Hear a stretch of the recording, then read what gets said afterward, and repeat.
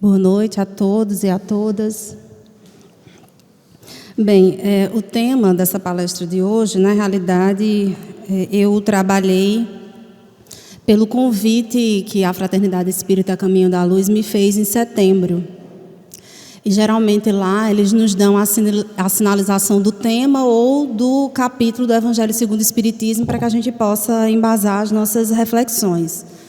E aí Toninho havia me ligado antes, dizendo, olha, para setembro a gente vai trabalhar o capítulo 18 do Evangelho segundo o Espiritismo. Muitos são chamados e poucos os escolhidos.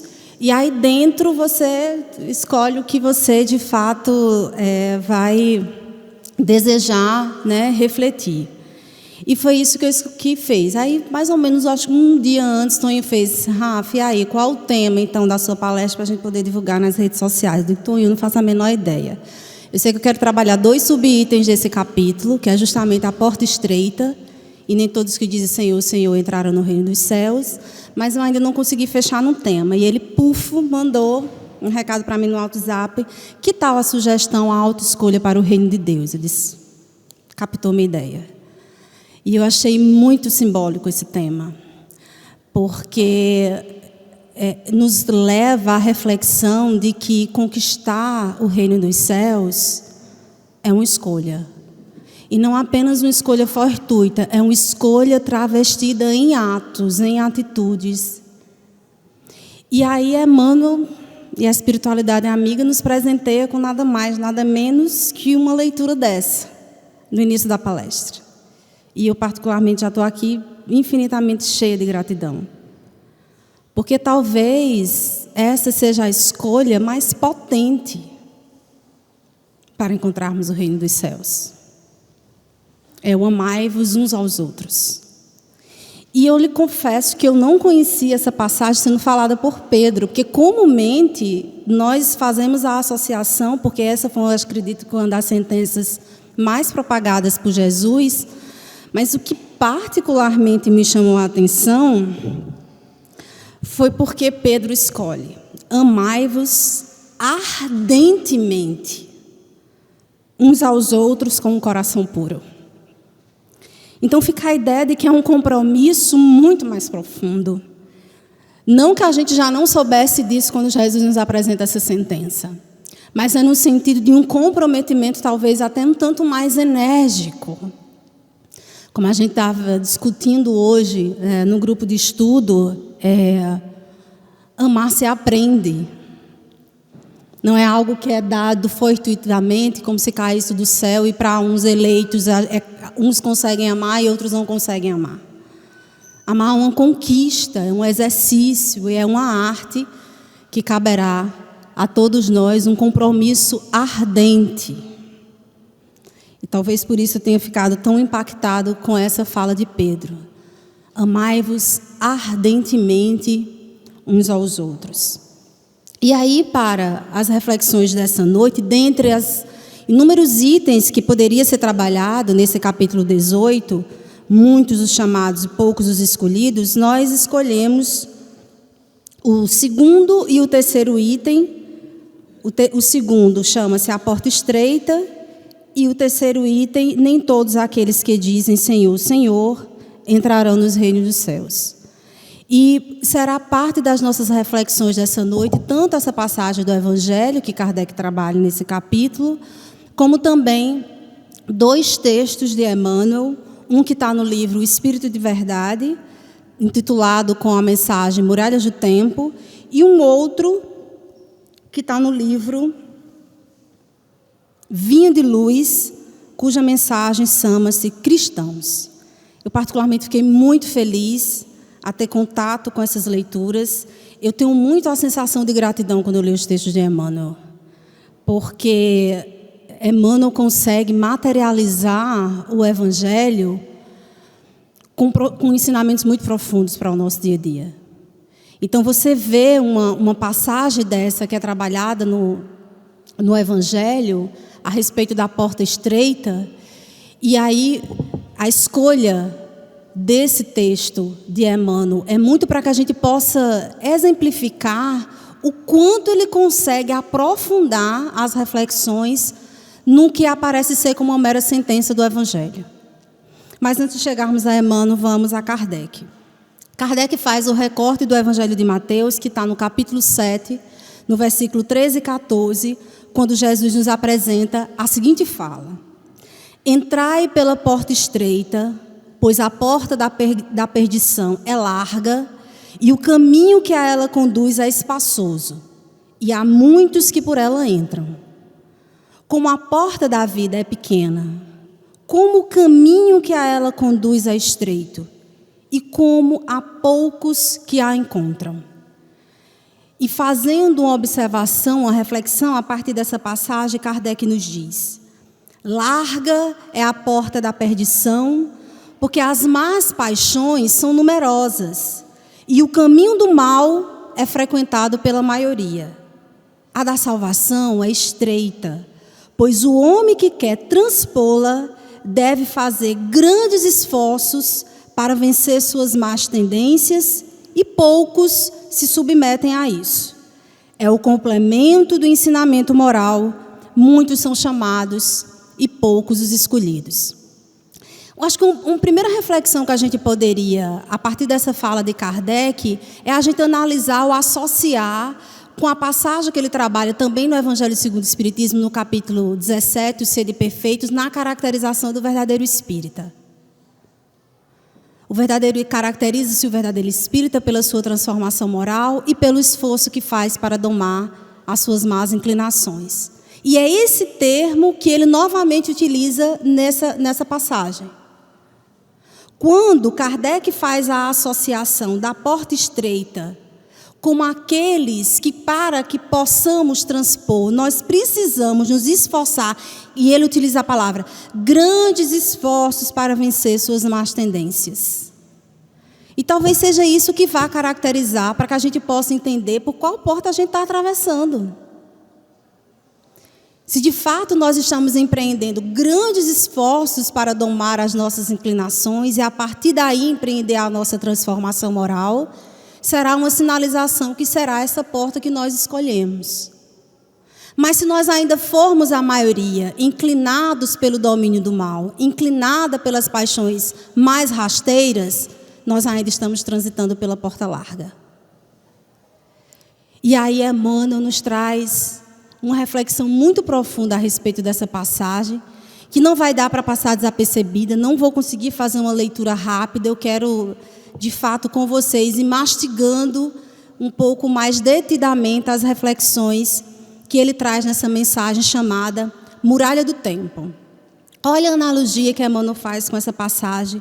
Entrai pela porta estreita, porque larga é a porta que conduz à perdição. Ele nos diz: em nos referindo à semelhante afirmativa do Mestre, não nos esqueçamos de que toda porta constitui passagem incrustada em qualquer construção a separar dois lugares, facultando livre curso entre eles. E aí ele traz a pergunta: e as portas referidas por Jesus, a que estrutura se entrosam? Porque a primeira analogia que ele faz é justamente essa. Essa porta é a representação que nos separa de dois lugares, quando a gente faz a analogia com o ambiente físico. Comumente a gente se utiliza de uma porta para separar dois lugares, para dar caracterização específica a esses ambientes que aparentemente a gente quer separar. E a pergunta que ele nos faz, nos levando a uma reflexão profunda é: quais são as portas referidas por Jesus e a qual estrutura se entrosam? Essas portas estão separando exatamente quais ambientes? E aí ele traz uma reflexão que eu acho muito rica, nos dizendo o seguinte: sem dúvida, a porta estreita e a porta larga pertencem à muralha do tempo, situada à frente de todos nós. A porta estreita e a porta larga é a porta que nos separa enquanto estrutura na nossa muralha do tempo. Ela está a separar o que é nosso passado, presente e o nosso futuro, eternidade. Ela está a separar o que nós somos até hoje e o que nós queremos ser. E isso muito vai depender do que nós estamos hoje escolhendo. Que porta é que de fato nós queremos transpor? E a partir dessa escolha, a gente vai ter ideia de qual futuro a gente está construindo e de que pessoa nós queremos ser. E aí ele traz algumas correlações muito ricas. Primeiro, ele vai trazer a caracterização dessa porta estreita e dessa porta larga, nos dizendo: a porta estreita revela o acerto espiritual, que nos permite marchar na senda evolutiva com o justo aproveitamento das horas. A porta larga expressa-nos o desequilíbrio interior, com que somos forçados à dor da reparação com lastimáveis perda de tempo. Na muralha do tempo, a depender da porta que nós formos escolher, nós estaremos perdendo tempo e tendo que pagar por reparações dolorosas, ou nós poderemos estar fazendo o nosso acerto espiritual. A depender se escolheremos a porta larga ou a porta estreita. E por isso que eu achei a grande síntese, o tema que o Toninho deu para essa palestra: a autoescolha para o reino dos céus. Porque a partir da escolha de qual porta nós iremos transpor, isso é que determinará se a gente estará fazendo um caminho mais curto ou mais longo para essa conquista. E Emmanuel ainda vai adiante. Aquém dessa muralha do tempo, o passado e o presente. Além da muralha, o futuro e a eternidade. Para cá, a sementeira do hoje. De lá, a colheita do amanhã. Olha que simbologia primorosa. Se fazendo uma analogia a respeito de como nós estamos utilizando o tempo, a serviço de que estamos, de fato, utilizando as nossas horas. Isso vai determinar, já estamos determinando qual sementeiro estamos fazendo hoje, o que nós colheremos no futuro. Se queremos reproduzir ainda as experiências desastrosas do passado, num automatismo pouco reflexivo sobre as nossas más inclinações, resvalando nos mesmos erros, nas mesmas limitações de si, ou a gente está em busca de renovação, de fazer uma sementeira diferente para construir um amanhã muito mais frutuoso. E ele segue. A travessia de uma das portas é a ação compulsória de todas as criaturas. E quando ele coloca que é uma ação compulsória, é que todos nós estamos aqui para definir. E por mais que essa autoescolha a gente ache que a gente não está fazendo ela, consciente ou inconscientemente, a partir do que nós escolhemos, pensamos e atuamos, nós estamos fazendo essa escolha. De que porta nós estamos escolhendo? Quando ele coloca que essa ação é compulsória, é que essa travessia todos nós estamos fazendo. Se estamos conscientes que ainda estamos entrando pela porta larga, paciência. Se estamos conscientes que queremos, a partir dessa encarnação, pelo menos abrir essa porta estreita e empreender a nossa renovação e a nossa transformação moral, acordemos. São chegados os tempos. Acordemos. A escolha de hoje é fundamental. Não dá mais para a gente estar perdendo tempo. Essa muralha do tempo está se apresentando para nós, para dizer, aproveitemos. E Emmanuel ainda segue. Porta larga, continua a caracterização. Porta larga, entrada na ilusão e saída pelo reajuste. Porta estreita, saída do erro, entrada na renovação. Como pode um sujeito com tantas poucas palavras dizer tanto, né, gente? Eu sou apaixonada por Emmanuel, completamente. Joana não fica com ciúme porque ela é um espírito elevado, tenho profunda identificação com ela, mas eu amo muito profundamente Emmanuel. Quando eu leio essas pequenas, mas profundas sínteses de que capacidade, que genialidade desse Espírito de traduzir o Evangelho de maneira tão profunda e aparentemente muito simples. Porta larga, entrada da ilusão, saída do reajuste. Porta estreita, saída do erro e entrada para a renovação. Que porta queremos atravessar? E ele diz, não sou eu que digo, é ele que diz, que o momento atual é de escolha da porta, estreita ou larga. O momento atual é escolha da porta.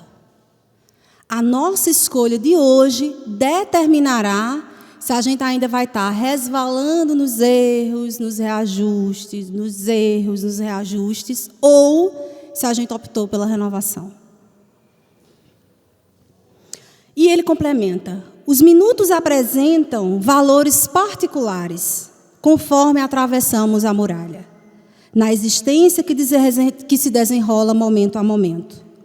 Por milênios, olha como ele nos esclarece, por milênios temos sido viajores do tempo, indo e vindo por esta bendita porta larga, nos círculos das viciações que forjamos por nós mesmos, engodados na autoridade transitória, na posse amoedada, nessa beleza física ilusória e na egolatria aviltante. Por milênios estamos entrando e saindo dessa porta larga. Porque não estamos ainda querendo abrir mão das nossas más inclinações, como bem apontou Kardec.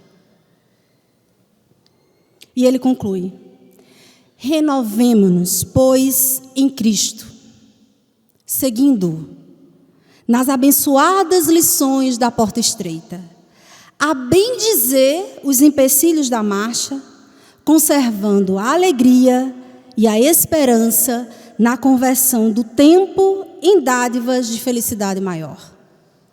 É esse o convite que Emmanuel nos faz. Que tenhamos coragem de, nesse momento atual, assumirmos, querermos, desejarmos e nos esforçarmos para atravessar a porta estreita. E complementando essas reflexões, Kardec vai nos apresentar no item: nem todos aqueles que dizem Senhor, Senhor entrarão no reino dos céus, reflexões muito impactantes. Porque a sensação que eu tenho na problematização que Kardec traz nesse trecho do Evangelho, ele está dando uma chacoalhada na nossa hipocrisia enquanto cristãos. E aí eu deixo vocês tomarem as conclusões de vocês. Infelizmente eu já antecipei a minha, mas eu vou a Kardec para que eu possa minimamente fundamentar se de fato não é essa reflexão que ele está querendo propor a todos nós. Ele faz o recorte da passagem de Mateus ainda no capítulo 7, mas agora nos versículos 21 e 23, quando Jesus assim nos apresenta a sua fala.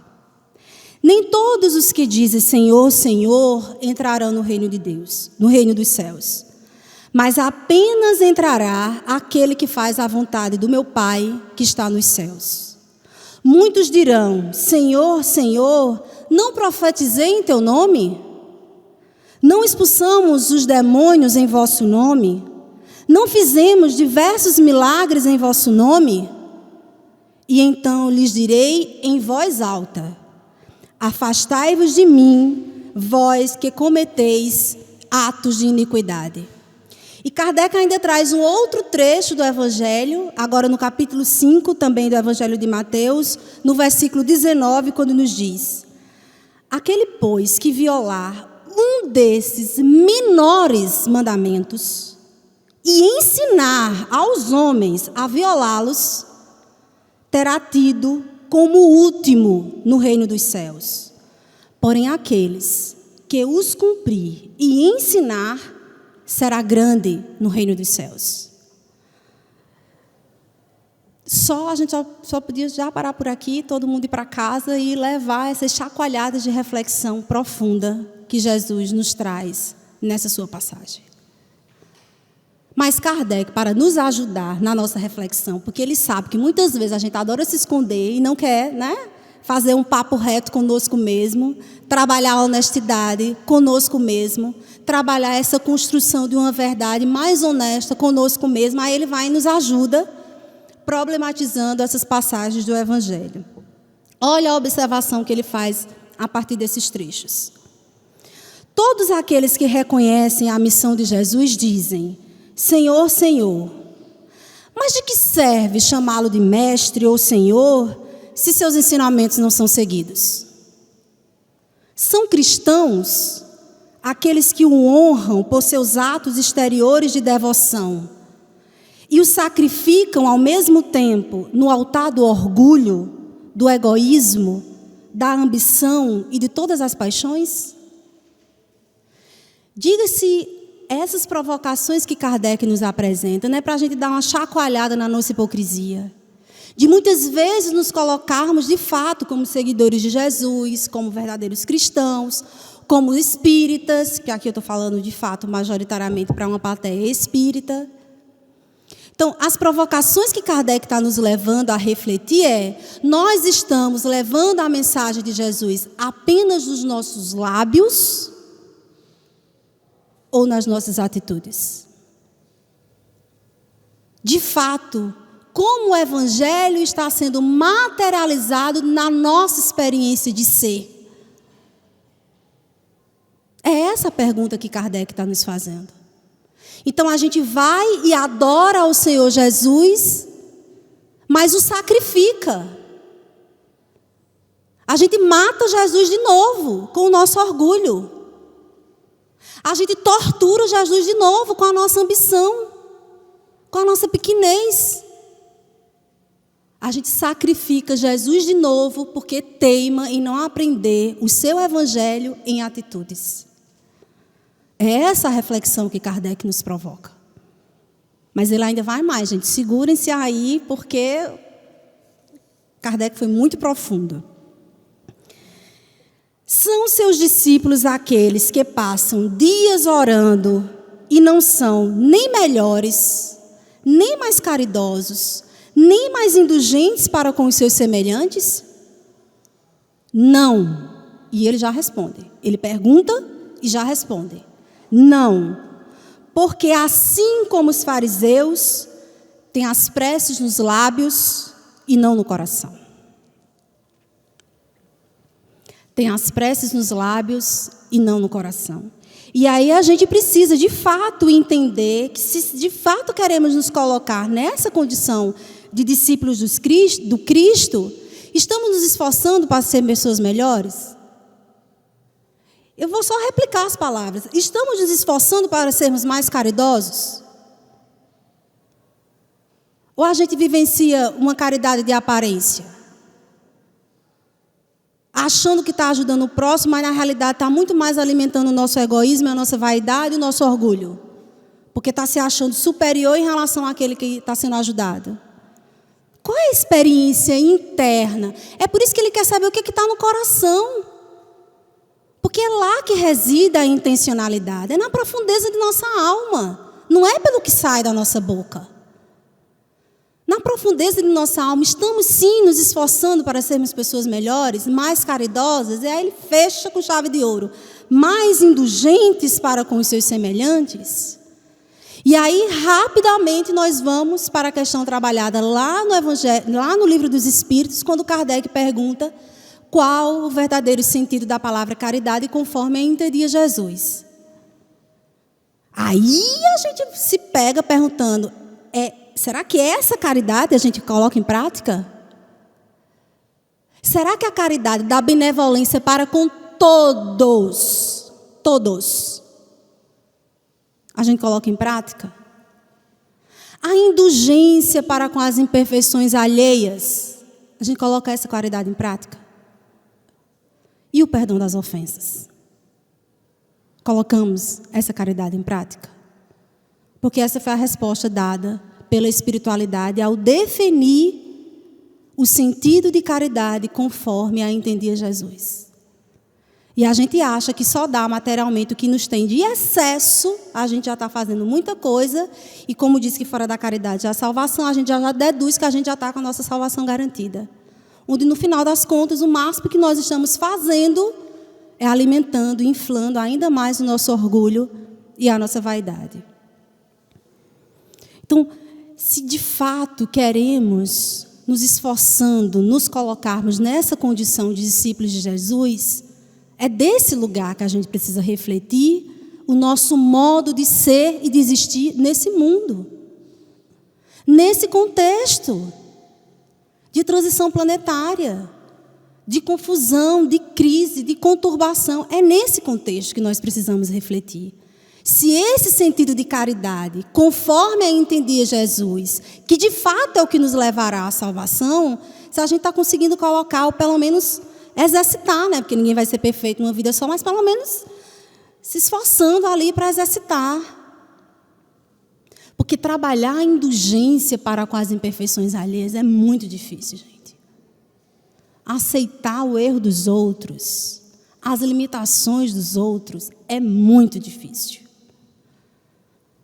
Quando eu fico pensando, trabalhar o sentido de benevolência para com todos, Denise me inquietou muito positivamente na palestra no último sábado. Quem não assistiu, quem não teve a oportunidade de assistir, em nome de Jesus, entre no YouTube, lá na página da Seja, e assistam a palestra de Denise.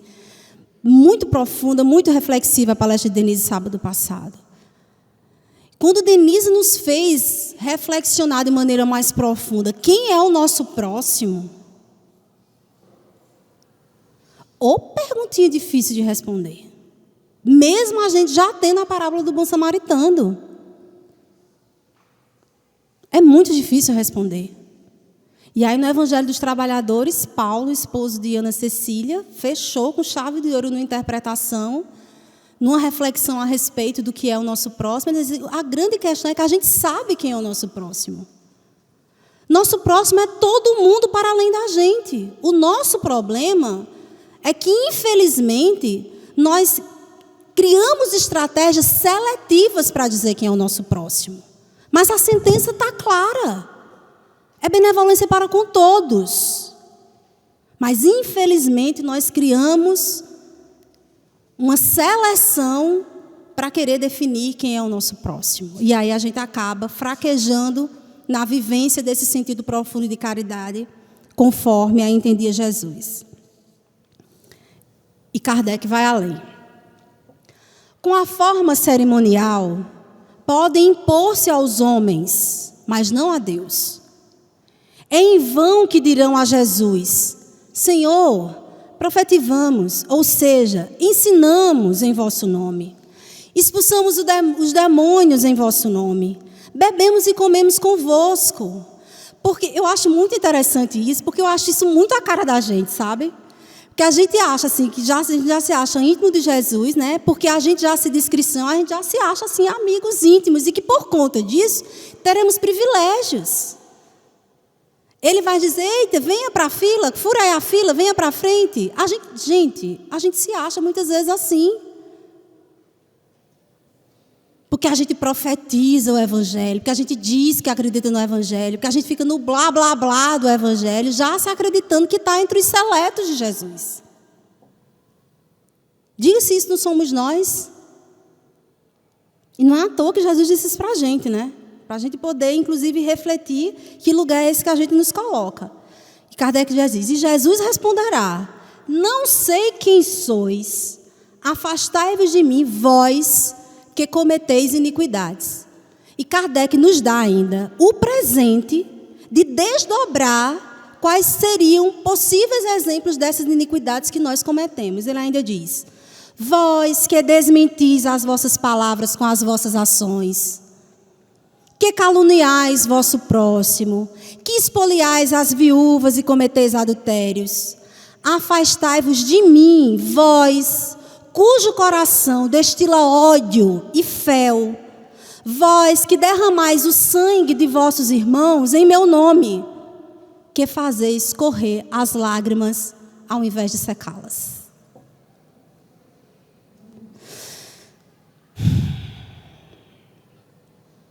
ele dá um desdobramento de quais são as iniquidades que nós cometemos. O convite é que possamos ler e reler novamente esse capítulo. Que ele nos fala muito profundamente. Muito profundamente. Não adiantará clamar, Senhor, Senhor, e cometermos iniquidades. Para vós que cometeis iniquidades, haverá choro e ranger de dentes, pois o reino dos céus é para aqueles que são dóceis, humildes e caridosos. Não espereis dobrar a justiça do Senhor pela multiplicidade de vossas palavras e de vossas genuflexões. Porque muitos de nós, mesmo sendo espírita, temos o costume de ficar no blá, blá, blá da prece, se ajoelhar, elevar os nossos pensamentos a Deus, pouquíssimos sintonizados com a intencionalidade dos nossos corações. E ele fecha nos dizendo: o único caminho que está aberto para vós, para encontrar a graça perante ele, é a prática sincera da lei de amor e caridade. O único caminho que está aberto para vós, para encontrar a graça perante ele, é a prática sincera da lei de amor e de caridade. E aí Emmanuel, na mensagem inicial, o que é que nos traz? Amai-vos ardentemente uns aos outros. E aí eu gostaria de ler pelo menos o primeiro parágrafo dessa passagem, que me chamou muita atenção, quando Emmanuel nos diz: espíritos levianos, em todas as ocasiões, deram preferência às interpretações maliciosas dos textos sagrados. O amai-vos uns aos outros não escapou ao sistema depreciativo. A esfera superior, entretanto, sempre observa a ironia à conta de ignorância ou infantilidade espiritual das criaturas humanas. Deus nos observa. Não adianta a gente querer se enganar. Não adianta a gente querer, arrumar assim uma justificativa para querer dizer que isso é amor, para querer dizer que isso é lei de caridade. Está clara qual é a lei de Jesus. E uma das reflexões muito profundas que Denise nos trouxe na palestra do sábado passado é: que paradigma é esse que nós estamos escolhendo? Será que é o de Jesus? Nesses dias tenebrosos, qual é o paradigma que a gente está escolhendo? E aprofundando um tanto as reflexões a partir disso, eu me lembrei de uma fala do Haroldo Dutra, numa de suas palestras. Infelizmente, eu não lembro qual era o tema da palestra. Eu não tenho essa disciplina de, às vezes, anotar para poder passar as dicas bacanas, aquilo que a gente acha interessante. Mas assim, me chamou muito a atenção uma reflexão que o Haroldo traz a respeito da lei penal. Porque ele traz a seguinte questão: muitos de nós nem sequer ainda está na vibe, como diz os adolescentes, nem sequer a gente está na vibe da lei mosaica do olho por olho, dente por dente. Muitos de nós estamos intimamente ainda vinculados à lei da barbárie. Gente, sabe aquela coisa que é óbvio, mas assim, quando você escuta, você chega, você inclina assim a cabeça, oxi, e não é mesmo? Foi essa a experiência que eu tive ao escutar Haroldo. Estava ali na cara, mas às vezes a gente não consegue enxergar.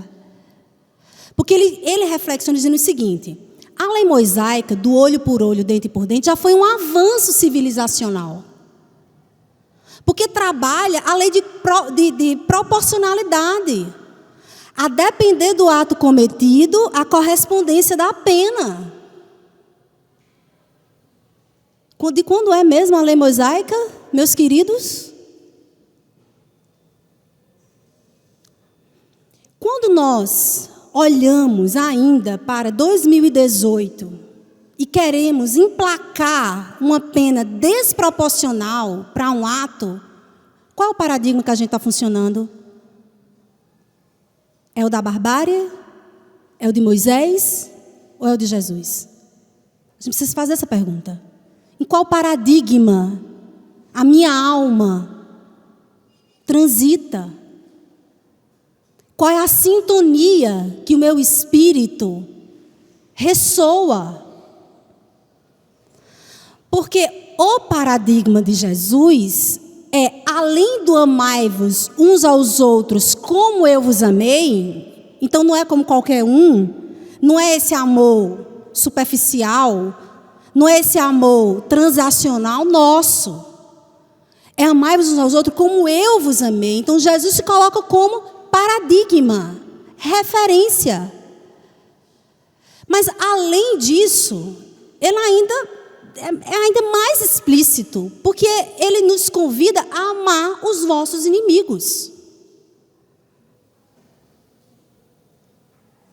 Qual paradigma nossa alma transita? Essa é a questão que eu deixo para todos nós refletirmos. E aí, nós também nos deparamos com outro texto lindo e provocativo de Emmanuel, agora no livro Vinha de Luz, chamado Cristãos.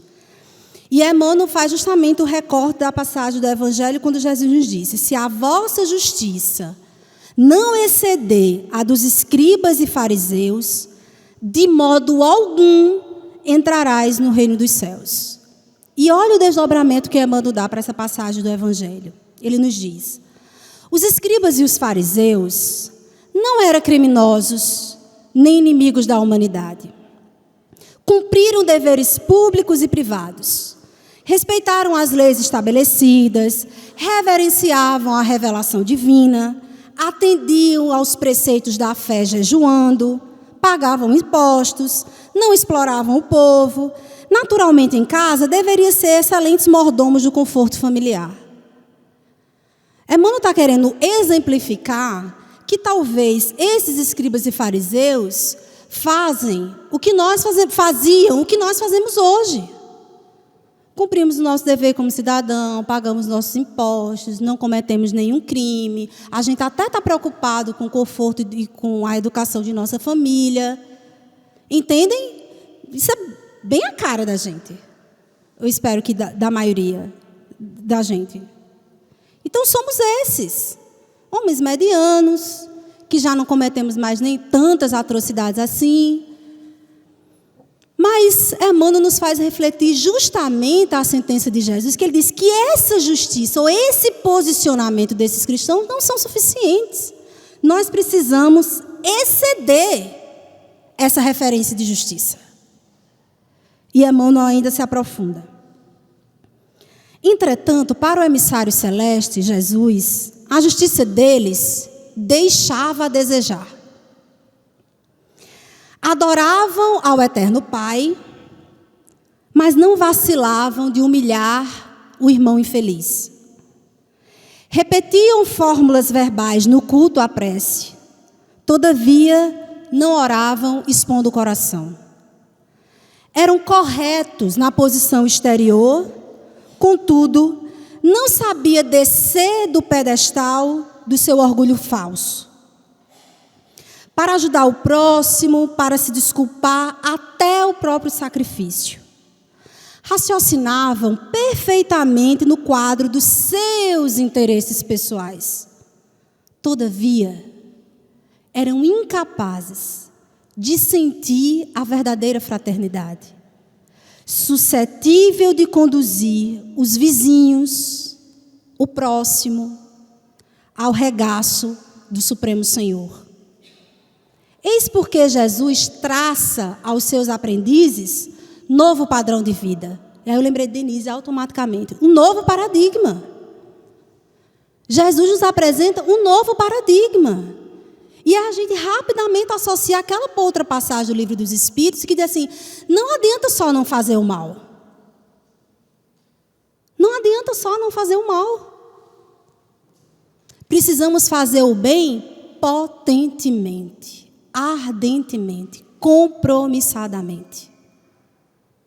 Se quisermos começar a transitar pelo paradigma de Jesus, a régua da justiça dos fariseus não basta. E Jesus nos apresenta, através das palavras de Emmanuel, o paradigma da fraternidade. O paradigma do exercício profundo da caridade. E ele diz: o cristão não surgiu na terra para circunscrever-se à casinhola da personalidade. Achei fantástico. Acho que Joana deve ter palpitado lendo isso, assim. Nós não reencarnamos para transitar só sobre o nosso umbigo. Não viemos aqui para isso. Para só estar levitando os nossos interesses mesquinhos. E ele utiliza a palavra casinhola. Somos muito grandes para vivermos tão pequenos. Essa é a mensagem. Somos muito grandes. Somos a luz do mundo. Não dá para viver uma vida tão mesquinha, só pensando em si. Continuar a alimentar o egoísmo e o orgulho, que são as chagas da humanidade. Eu vou repetir. O cristão não surgiu na terra para circunscrever-se à casinhola da personalidade.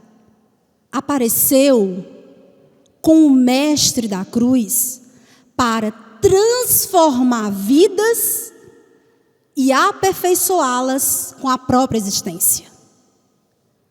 Que sob a inspiração do mentor divino, será sempre um cântico de serviço aos semelhantes, exalçando o amor glorioso e sem fim na direção do reino dos céus, que começa invariavelmente dentro de nós mesmos. Foi para isso que nós somos cristãos. E foi para isso que nós rogamos por termos contato com a doutrina espírita. Para poder ter a oportunidade de, ainda não sendo suficiente o Evangelho de Jesus, ainda ter Kardec e toda a espiritualidade superior nos ajudando a entender essa mensagem. Gente, isso não é pouca coisa. E se estamos aqui, e se temos acesso a isso, a quem é mais dado, mais será cobrado. Que possamos nos colocar na condição de sermos dignos de sermos discípulos de Jesus. De olhar para o quão pequeno nós estamos sendo e de dizer, não me basta mais ser só isso. Eu preciso sair dessa mesquinhez de querer só se preocupar com a minha vida, com os meus interesses, ou no máximo, com os interesses do meu grupo ou da minha família. Não dá mais para ser só isso. Não dá mais. Se quisermos, de fato, assumirmos esse lugar, ou essa autoescolha pela porta estreita, que todo o caminho que se apresenta está assentado no paradigma de Jesus, precisamos refletir de maneira mais profunda qual é a lei de amor e de caridade que nós escolhemos para bem viver.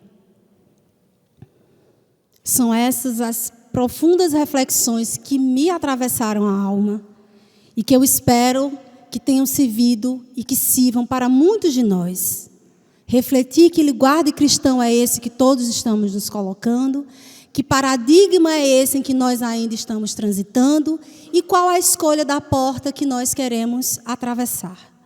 E aí eu gostaria de finalizar também com a fala de Kardec, que também está nesse capítulo 18, muitos são chamados e poucos os escolhidos, para deixar como mensagem final. Para que a gente, inclusive, acredite que esse paradigma de Jesus é o que preponderará, querendo você ou não, querendo eu ou não, querendo eles ou não. No mundo de transição planetária, em que estamos convulsionando, o paradigma de Jesus já chegou. E se quisermos sermos dignos de aqui ficar, para sermos presenteados na vivência do mundo de regeneração, escolhamos. Escolhamos. Porque a tempestade vai passar, o nevoeiro vai passar, essa crise vai passar. E que nunca passará é a palavra do Senhor. Essa nunca vai passar.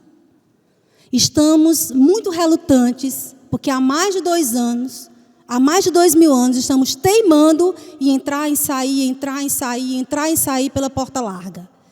E talvez Deus esteja nos dando uma das últimas oportunidades para fazermos a autoescolha pela porta estreita. Porque só quem escolher transitar por ela, no paradigma de Jesus, poderá ficar no mundo de regeneração. E eu finalizo com essa mensagem de Kardec. As palavras de Jesus são eternas, porque são a verdade. Elas são não somente a salvaguarda da vida celeste, como também são a garantia da paz, da tranquilidade, da estabilidade para os homens nas coisas da vida terrena. Eis porque todas as instituições humanas, políticas, sociais e religiosas, que se apoiarem nas suas palavras, serão estáveis como a casa construída sobre a rocha. E os homens as conservarão, porque nelas encontrarão a felicidade. Mas as que, porém, forem violação daquelas palavras, serão como a casa construída sobre a areia. O vento das transformações e o rio do progresso as levarão de arrastão. Que a espiritualidade amiga, que os nossos anjos de guarda, que a espiritualidade superior que preside os trabalhos dessa casa, que a nossa amorosa mentora, Joana de Ângeles, nos ajude, nos intue e nos fortaleça para que a gente possa fazer a melhor escolha pela porta estreita. Muita paz a todos.